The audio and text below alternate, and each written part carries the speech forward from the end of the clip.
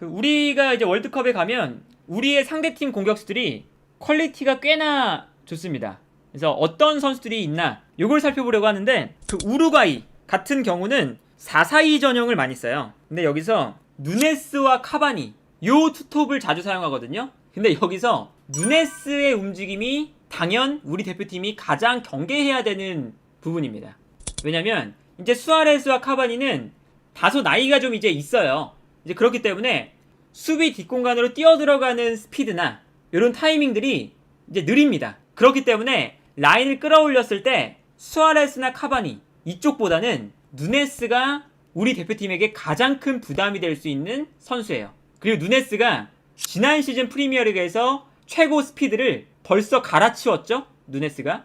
그만큼 누네스가 스피드가 엄청 빠른 선수예요. 그러다 보니까 우리가 라인을 올렸을 때 누네스가 뒷공간으로 침투해 들어간다. 요게 이제 무서운 건데, 우루과이가 최근에 누네스의 스피드를 극대화시키는 전술을 자주 사용합니다. 우루과이가 중원에서 볼을 빼앗은 다음에 뛰어나가는 누네스에게 패스를 보내준다. 이게 우루과이의 필승 패턴이거든요, 최근에. 근데 여기서 누네스와 수아레스의 콤비 플레이가 매우 좋습니다. 어떤 거냐? 수아레스가 살짝 내려와서 볼을 받아주고요. 볼을 받아준 이후에 뛰어나가는 누네스에게 패스를 뿌려줄 때가 많아요. 그래서 사실상 수아레스가 연계 플레이를 하는 경우가 최근에 엄청 많이 나오거든요. 이 장면을 보시면 우루과이가 볼을 빼앗아 내자마자 수아레스한테 먼저 볼을 보내줘요. 그리고 수아레스가 볼을 받아서 뛰어나가는 누네스를 향해서 수아레스가 정확한 패스를 뿌려줍니다. 그래서 이 다음 장면을 보면 누네스가 뛰어 들어가면서 골키퍼와 경쟁하고 있는 모습을 볼 수가 있죠. 이 장면 또한 마찬가지죠. 이 장면도 우루과이가 중원에서 볼을 빼앗아내자마자 곧바로 패스를 보내주고 전방으로, 그리고 뛰어나가는 누네스를 향해서 패스를 뿌려주는 장면이거든요. 그리고 여기서 상대 수비 라인의 뒷공간을 누네스가 스피드로 무너뜨리는 장면을 볼 수가 있습니다. 이 장면도 보세요. 이 장면도 수아레스가 살짝 내려와요. 그러면서 우루과이가 볼을 빼앗아냈을 때 내려와 있는 수아레스에게 패스를 보내주고, 수아레스가 볼을 받아서 뛰어들어가는 누네스에게 패스를 뿌려줍니다. 그리고 누네스의 스피드가 워낙에 빠르다 보니까 상대 수비 라인을 무너뜨리고 있죠. 그리고 이때 수아레스의 패스가 들어가는 장면을 볼 수가 있었는데, 이때 다행인 것은 뭐냐?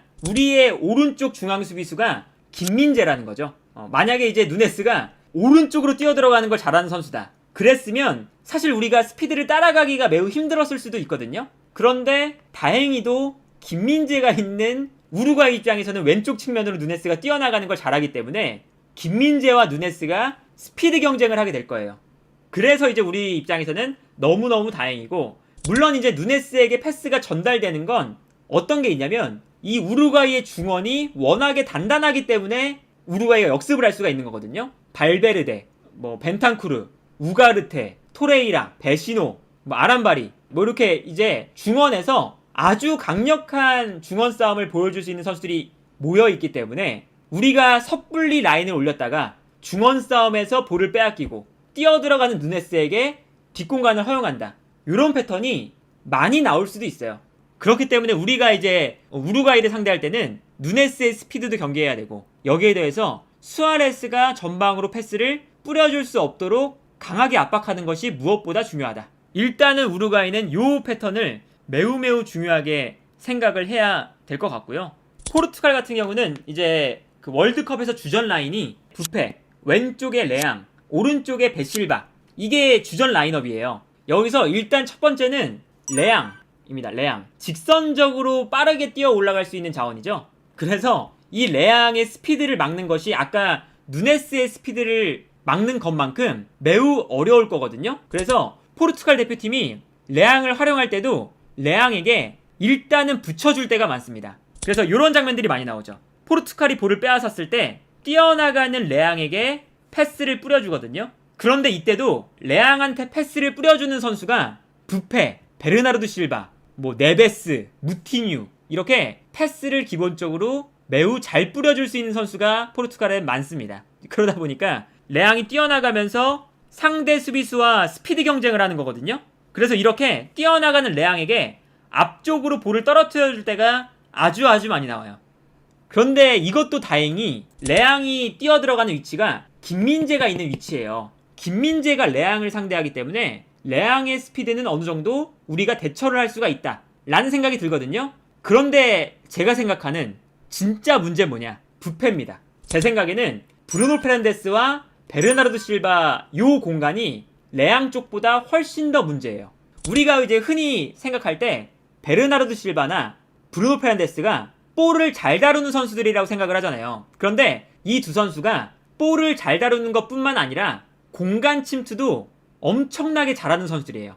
오프 더블 플레이가 진짜 좋은 선수들이거든요. 특히나 이 부패가 오프 더블 플레이를 엄청나게 부지런히 가져가요. 기본적으로 브루노 페르난데스가 매우 영리한 선수거든요. 그래서 이 브루노 페르난데스의 모습을 보면 볼을 잡고 있는 선수한테 측면으로 패스를 보내주라고 손짓을 하고 있어요. 그래서 여기서 포르투갈이 측면으로 패스를 보내주거든요. 그러다 보니까 레앙이 측면으로 움직이면서 당연하게도 상대 수비수가 측면으로 끌려나갑니다. 여기서 브루노 페르난데스가 상대 수비의 뒷공간으로 뛰어들어가기 시작해요. 그러니까 이게 브루노 페르난데스의 장점이거든요. 공간 침투에 매우 능한 선수예요, 이 선수가. 그래서 여기서 이제 뛰어들어가는 부패에게 패스를 보내주고, 여기서 부패가 공간으로 침투해 들어가면서 상대 수비 라인을 완벽하게 무너뜨리는 장면을 볼 수가 있었거든요. 이 장면도 보세요. 이 장면은 베르나르도 실바가 측면에서 볼을 잡을 때 상대 수비수가 끌려 나오는데 여기서 부패가 공간으로 침투해 들어갑니다. 근데 여기서 부패가 침투해 들어가니까 수비수 한 명이 끌려 나오거든요. 근데 이렇게 끌려 나올 때 뒤에 호날두가 있어요. 그래서 오히려 부패를 따라가다가 뒤에 있는 호날두를 놓치는 장면을 볼 수가 있습니다.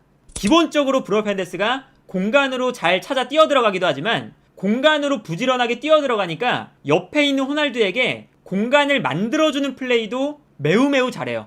그런데 제 생각에는 아마 포르투갈전도 우리가 라인을 그냥 막 내려서 경기를 하진 않을 거예요. 이미 브라질을 상대로도 투톱을 사용했기 때문에 라인을 꽤나 올려서 공격적인 모습을 많이 보여줄 것 같거든요.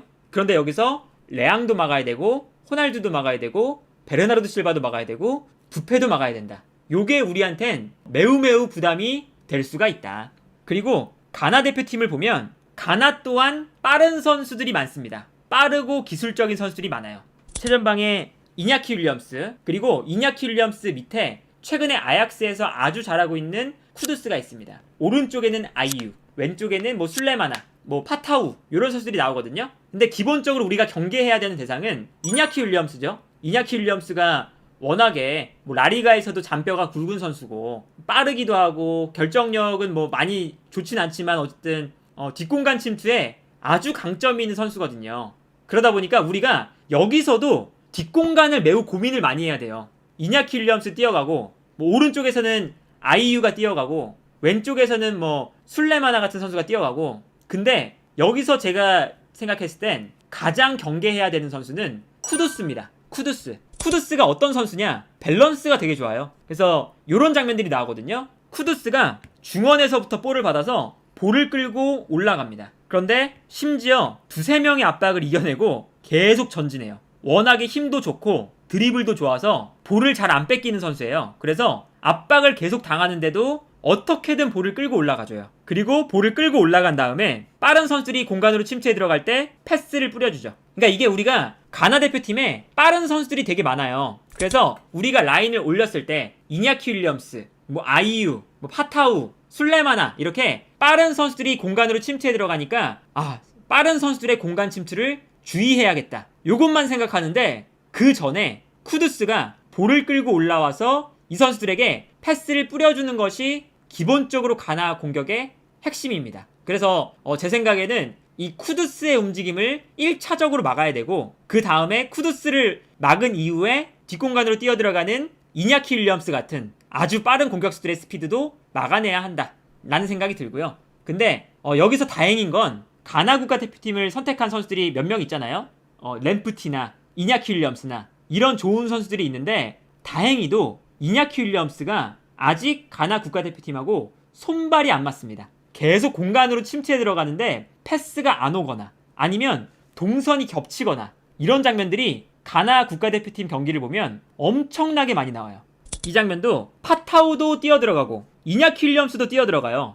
그러니까 이거는 기본적으로 손발이 안 맞는 장면인 거죠. 파타우가 뛰어들어가면 이냐키 윌리엄스는 사실 살짝 돌아뛰면서 수비수를 한 명 끌고 움직여주는 이런 동선을 가져가면 훨씬 더 공간이 많이 나는데 이냐키 윌리엄스가 손발이 안 맞으니까 자신도 앞으로 뛰어들어갑니다. 그래서 이 다음 장면이 두 선수가 겹쳐요. 근데 이런 장면들이 가나 대표팀의 경기를 보면 꽤나 많이 나오고 있어요. 그렇기 때문에 우리에겐 조금 다소 다행인 점은 저런 지점들, 특히나 이냐키 윌리엄스의 손발이 아직 가나 국가대표팀의 공격수들과 안 맞는다는 게 우리에겐 그래도 다행인 지점인데, 월드컵에 저 손발이 맞는다면 우리 대표팀이 매우 까다로울 수 있다.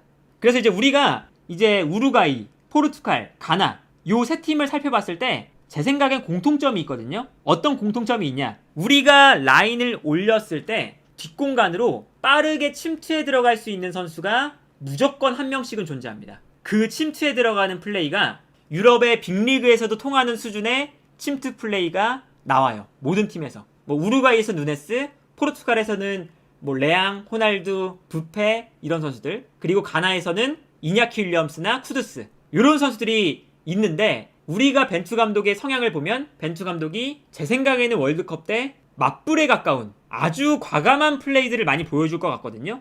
그래서 우리가 이 뒷공간에 대한 대비를 정말로 철저하게 해야 된다. 철저하게. 지금 벤투 감독이 하고 있는 과감한 축구는 제 생각엔 그 월드컵에서의 결과가 편차가 되게 클 거라 생각해요. 이 맞불 작전이 통하면 우리가 정말 좋은 성적을 거둘 수도 있는 거고, 만약에 이 맞불 작전이 안 통하면 진짜 대량 실점을 할 수도 있는 그런 축구를 한다고 생각을 하거든요. 그러니까 이거는 기본적으로 최후방에 김민재, 최전방에 손흥민이 있기 때문에 가능한 전략이에요. 라인을 올렸을 때 수비 뒷공간을 커버해줄 수 있는 김민재가 있고, 그리고 상대팀이 라인을 올렸을 때 최전방에 손흥민이 있으니까 상대팀도 뒷공간이 부담스럽거든요. 근데 여기서 대박이냐 쪽박이냐 요게 아마 결정이 될 거다. 근데 제 생각에는 그 벤투 감독이 수비적인 축구를 할 가능성은 많이 없기 때문에 수비적인 축구를 하면서 뭐 한 골 차이로 지거나 요런 거 있죠. 한 골 차이로 이기거나 요런 경기보다는 먹히면서 넣어서 뭔가 성과를 내거나 아니면 진짜 대량 실점을 하거나 요런 좀 극단적인 결과가 예상이 된다.